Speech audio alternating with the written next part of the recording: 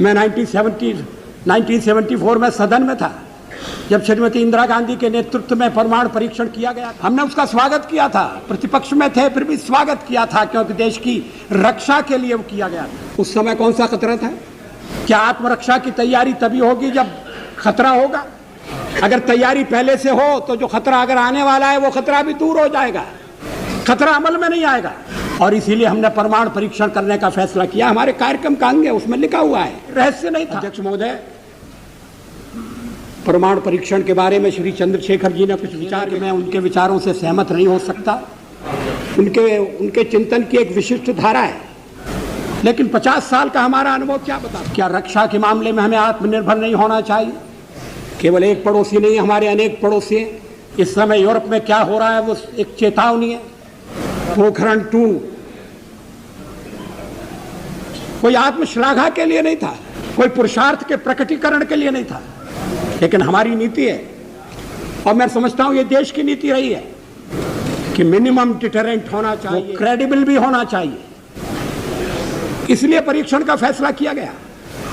उसके कारण कुछ कठिनाइयां आएंगी, लेकिन देश उन कठिनाइयों का सफलतापूर्वक सामना करेगा, यह भी हमको विश्वास था और ऐसा ही हुआ। आर्थिक प्रतिबंध हमें आगे बढ़ने से नहीं रोक सके, रक्षा संबंधी फैसले करने से हमें विरत नहीं कर सके, लेकिन परीक्षण के साथ हमने यह भी ऐलान किया कि हम परमाणु हथियारों का प्रयोग करने में पहल नहीं करेंगे। No first use. हमने यह भी कहा कि जिनके पास परमाणु शस्त्र नहीं है हम उनके विरुद्ध उनका उपयोग नहीं करेंगे। हमने परीक्षण बंद करने का भी ऐलान किया। सचमुच में पोखरण में हम एक और परीक्षण कर सकते थे, लेकिन जब हमें लगा कि वैज्ञानिक तकाजा पूरा हो तो उस परीक्षण को हमने छोड़ दिया। एटमी हथियार रक्षा के लिए भी हो सकते हैं, युद्ध टालने के लिए उनका प्रयोग हुआ है।